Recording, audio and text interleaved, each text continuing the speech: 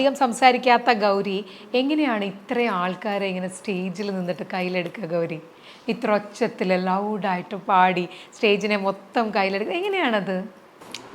ഒരു മാജിക് എന്താണ് പറയൂ? ഒന്ന് എനിക്ക് ചെയ്യണ ജോലി എനിക്ക് ഭയങ്കര ഇഷ്ടമാണ്. ഞാൻ ഭയങ്കര എൻജോയ് ചെയ്ത് ചെയ്യുന്ന ജോലിയാണ്. അപ്പം ആ ഒരു ജോലിയോടുള്ള സ്നേഹവും, അപ്പം ഞാൻ ചെയ്യുന്ന ആ കാര്യം ആളുകൾക്ക് ഇഷ്ടമാവുന്നുണ്ട്, അവർ എന്നെ കാണാൻ വേണ്ടിയാണ് വന്നിരിക്കുന്നത് അതിൽ നിന്നുള്ളൊരു സന്തോഷം എല്ലാം കൂടെ വരുമ്പം വരുന്നൊരു അതത്രയും അതിൻ്റെ എനർജി എനിക്ക് അത്രയും ഇമ്പോർട്ടൻ്റ് ആണ്, അത്രയും പവർഫുൾ ആണ്. അപ്പം അതുകൊണ്ട് ഇപ്പം മുറിവ് പോലൊരു പാട്ട് ഇത്രയും വലിയൊരു ക്രൗഡിലേക്ക് ഇറങ്ങി ചെന്ന് പാടുമ്പോൾ ഒരു അനുഭവം എന്താണ്? ഇതിപ്പം നമ്മൾ പാട്ടിറങ്ങി വിത്തിൻ എ വീക്ക് മുതൽ എല്ലാ സ്റ്റേജസിലും ഈ പാട്ട് പാടുന്നുണ്ട്. അപ്പം റിലേറ്റീവ്ലി പുതിയ ഒരു പാട്ടാണ്, എല്ലാവർക്കും കേട്ടിട്ടുള്ളവരുടെ എണ്ണം കുറവാണ്. എല്ലാ സ്റ്റേജിലും ഭയങ്കര റെസ്പോൺസാണ് ഉണ്ടായിട്ടുള്ളത്. പക്ഷേ ഈ ഒരു സൈബർ ബുള്ളിങ് പ്രശ്നങ്ങൾ തുടങ്ങിക്കഴിഞ്ഞൊരു ഷോ നമ്മളിപ്പോൾ ചെയ്തായിരുന്നു. അതിനാണ് ഏറ്റവും റെസ്പോൺസ് ഉണ്ടായിട്ടുള്ളത്. കാരണം ഫ്രണ്ടിലൊക്കെ ഫുൾ ക്രൗഡിൻ്റെ കൂടെ ആദ്യം മൂലം പാടിക്കൊണ്ടിരിക്കുകയായിരുന്നു. അപ്പോൾ അത് ആക്ച്വലി ഭയങ്കര രസമായിരുന്നു. ആ ഒരു എക്സ്പീരിയൻസ് വേറെ തന്നെയാണ് അല്ലേ? കാരണം കല്ലെറിയുന്നവർ കല്ലെറിഞ്ഞോട്ടെ, നമുക്ക് കിട്ടുന്ന ഇങ്ങനത്തെ നല്ല നല്ല കാര്യങ്ങളെ നമുക്ക് ജീവിതത്തിലേക്ക് എടുത്തു വെക്കാലോ.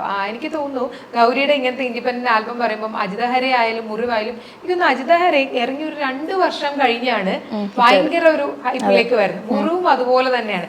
എന്താണ് അതിന്റെ പിന്നിലൊരു ഗുട്ടൻസ്? സത്യമായിട്ടും എനിക്കറിയത്തില്ല. ഇത് പറഞ്ഞ പോലെ ഞാൻ വർഷങ്ങളായിട്ട് ചെയ്തുകൊണ്ടിരിക്കുന്ന കാര്യങ്ങളാണ് ഇപ്പോഴും ചെയ്യുന്നത്. പുതിയതായിട്ടൊന്നും ചെയ്യുന്നില്ല. ഞാൻ പണി തുടങ്ങിയ കാലം തൊട്ടേ ഇപ്പോൾ എന്തെങ്കിലും ആളുകളെ ഒന്ന് ചൊളിപ്പിച്ചേക്കാം എന്നും പറഞ്ഞിട്ടൊന്നും നമ്മളൊന്നും ചെയ്യുന്നില്ല. ഗ്രാജുവലായിട്ട് ഇപ്പം ഐ സ്റ്റാർട്ട് 10 years ബാക്ക് പാട്ടിൽ പുറത്തിറക്കാൻ. അപ്പം 10 വർഷം കൊണ്ടുണ്ടായ മാറ്റങ്ങൾ എനിക്കുണ്ട്. പക്ഷെ അല്ലാണ്ട് എന്തെങ്കിലും പിന്നെ ഇങ്ങനെ ചെയ്തേക്കാം, എന്തെങ്കിലും പിന്നെ അങ്ങനെ ചെയ്തേക്കാം, അങ്ങനെ ഒരു കാര്യവും ചെയ്തിട്ടില്ല. അപ്പം നാച്ചുറലായിട്ട് എനിക്ക് സംഭവിച്ചു വരുന്ന മാറ്റങ്ങളാണ് പാട്ടിലും എൻ്റെ രീതികളിലും ഒക്കെ ഉള്ളത്.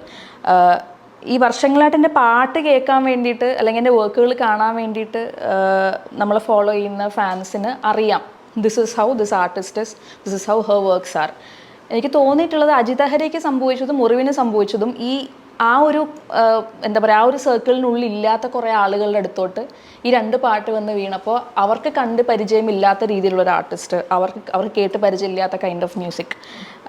അപ്പം അതെല്ലാം കൂടെ കണ്ടപ്പോൾ ഇവരാകെ ഇങ്ങനെ ചെയ്യാം, ഇങ്ങനെയും ചെയ്യാമോ, അഹോ അതാണ് ആൾക്കാർ ഇങ്ങനെയും ചെയ്യാമോ എന്നുള്ളത്. അപ്പോൾ അജിതഹരെ കേട്ടിട്ട് അജിതഹരയുടെ അടുത്ത ചോദ്യത്തിലേക്ക് വരും. കാരണം എനിക്ക് പേഴ്സണലി ഭയങ്കര ഇഷ്ടമുള്ളൊരു പാട്ടാണ്. ഈ പറഞ്ഞ പോലെ തന്നെ ഇങ്ങനെയും ഈ പാട്ട് പാടാമോ, അത് കേട്ടിരിക്കാനുള്ളൊരു സുഖവും അങ്ങനെ തന്നെയാണ്.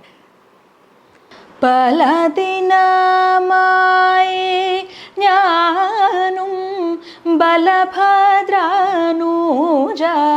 നിന്നെ നലമൊടു കാണുവതിന്നു കളിയല്ലേ രുചിക്കുന്നു കാലവിഷമം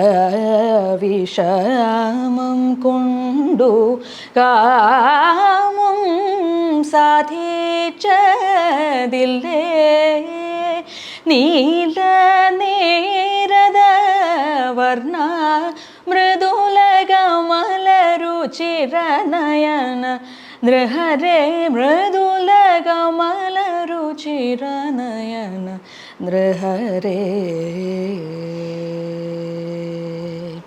അജിത ഹരേ